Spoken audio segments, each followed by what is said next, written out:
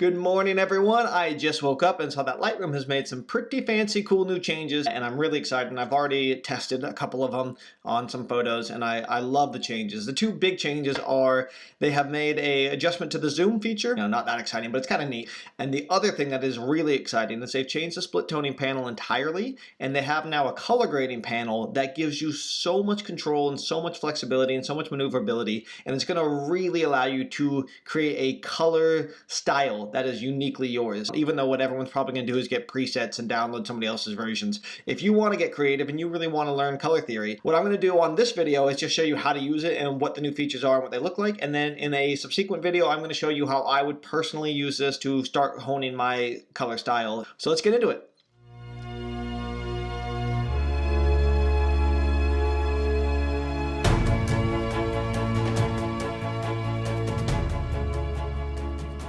So the first quick thing I'm going to show you that Lightroom just changed is in the zoom feature, and that's pretty easy to do and pretty easy to understand. All you have to do is hold the command key, and you can see, I'm going to put it in the snow here so it's easier to see.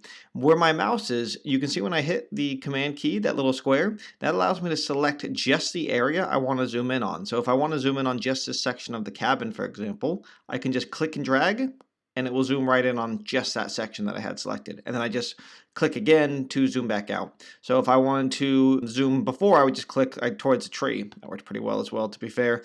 But the new version, the new feature they have is if you hold command, I can actually select by clicking and dragging that tree, and it will take me right in on top of it. The bigger change that has just hit the scene is going to be down where the split toning used to be. It's now called color grading.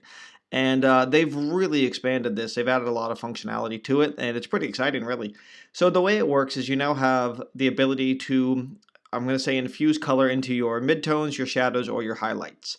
And you have a lot of control as to the amount that you infuse and the luminance of these sections. So it's just really going to allow us to create a much more personalized approach to our color theory, which is kind of neat. The typical way that you're going to go about this, I'll do a whole video on just this section, but the typical way you go about this is you would cool your shadows. So down here in the shadows color wheel, I'm going to go towards a nice cool something between blue and teal, which is kind of typical. And the more you drag towards the outside, the more saturated that color is. So let's go just a little bit of cooler shadows, and then typically you would do the complementary color for the highlights or potentially midtones, depending on how you prefer to color grade. But typically you just want to go the exact opposite on this side. So I'm going to go towards a warm reddish to orange here, and let's go heavy just so you can really see it. We'll go somewhere around there. And that would be just sort of how this is used. You can now also infuse the midtones, and that would depend on again your style.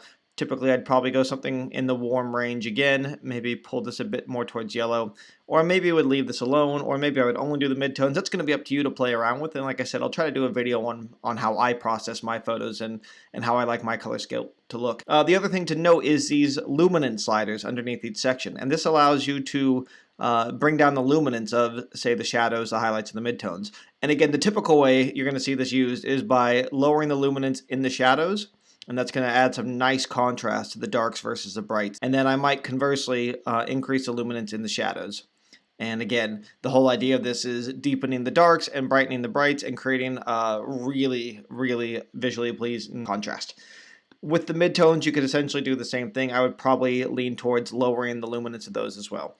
So if we want to look at a before and after, I can come out over here to my history panel and go to the last place I exported, and that was before. And that's just using these first few sections.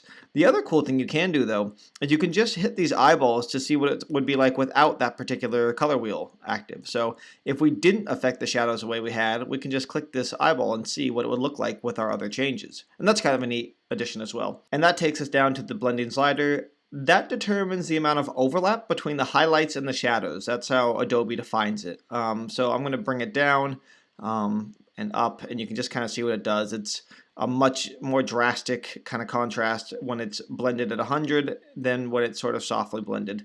I'm probably going to mostly leave this alone, but you might as well fine tune it, maybe about there.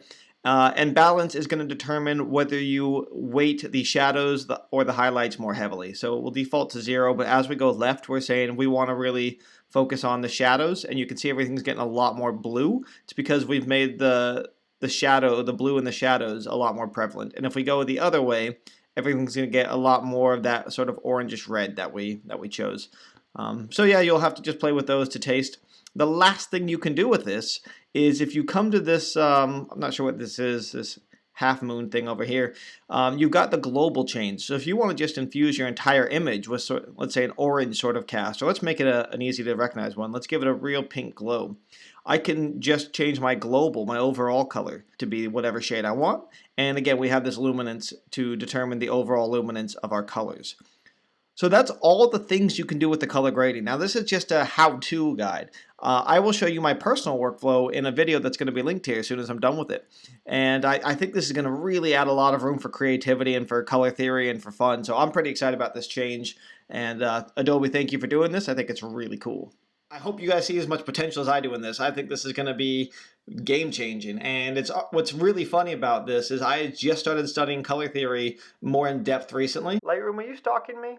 So anyway, that's enough out of me. The next video coming at you is going to be how I would personally use this on a couple images and the power I think it holds and my personal workflow. Not for you to copy, hopefully, though you're welcome to. I really don't mind. I don't care that much. But more to give you inspiration and to help provide you with the knowledge that I have available so you can use it for your own devices. I guess that's it. Catch you on the next one.